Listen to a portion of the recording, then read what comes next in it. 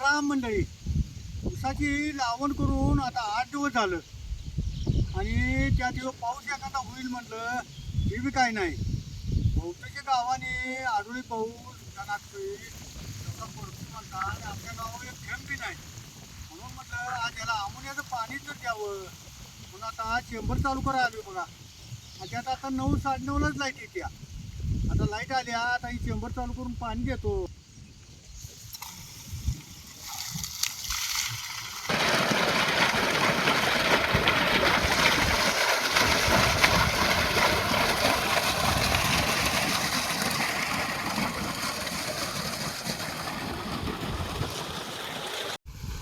त्यात औंधा वर्षापेक्षा उन्हाळा लय आहे.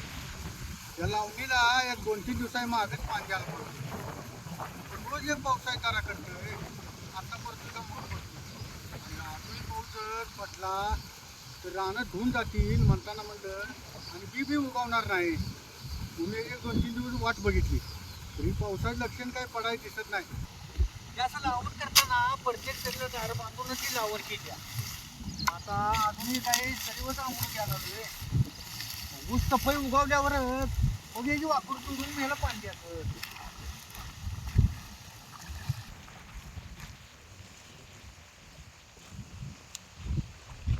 आणि सर्व पाणी आहे त्यानं लगेच पळतंय. आता खाल्ल्याकडे टेकलंय बघा. आता ही आणि एक चिखलदार मोडायचं.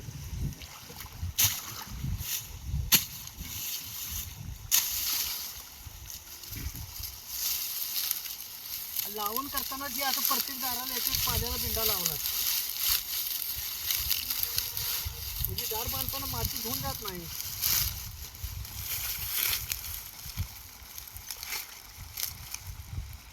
त्याने लावणीला पाणी पाजाल्यात. सकाळी उठून लवकर भाकरी केलत्या. मग हरभऱ्याच्या डाळ्याचे त्याची कालवण पाहिजे झाले. आता चुलीवर जरा करून घेतो. सकाळी भाकरी करायची आधी हरभऱ्याची डाळ भिजत घातली ती. त्यानं डाळ कशी भिजल्या बघा चांगली. काही कालवण करायची आधी डाळ अशी जरा भिजत घालायची म्हणजे डाळ लवकर शिजत्या. त्या कालवणाला 2 कांदा आणि 1 टमाटर चिरून घेतो. असा लांबडा लांबडा कांदा चिरून घ्यायचा. डाळीच्या कालवणाला कांदा जरा जास्तच घालायचा म्हणजे डाळ खाताना चांगली लागते. असं कांदा आणि टमाटो चिरून घ्यायचं.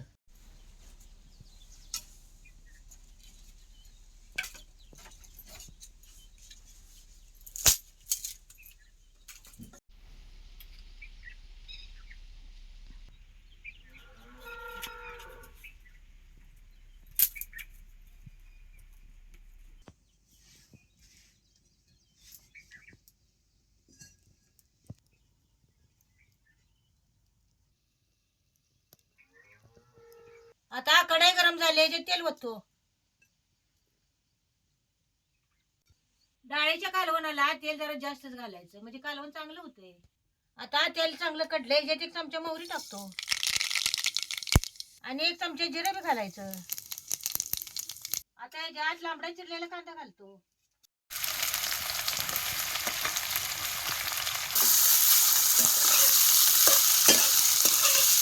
आणि कांदा बी तेलात चांगला भाजून घ्यायचा. आता कांदा भाजत आला याच्यात आता टमाटर घालायचं.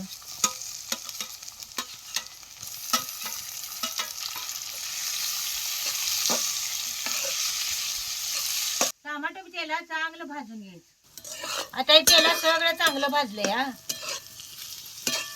आता याच्यात जरा जरा खडा मसाला हिरव्या मिरच्या घालतो.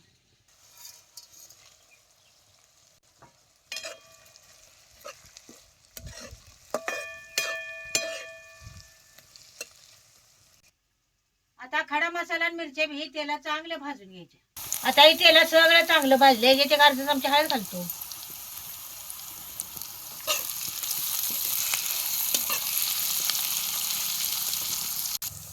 आणि 1 पळी चटणी बी घालायची.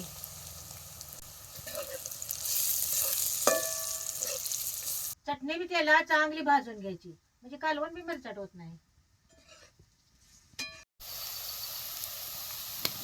आता चटणी बी तेलात चांगली भाजली. आता हे भिजत घातल्या डाळ्यात घालतो.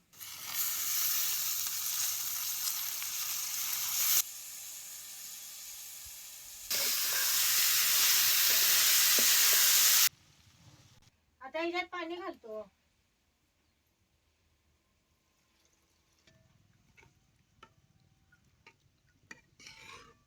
आता ह्याच्यावर जरा मीठ घालायचं.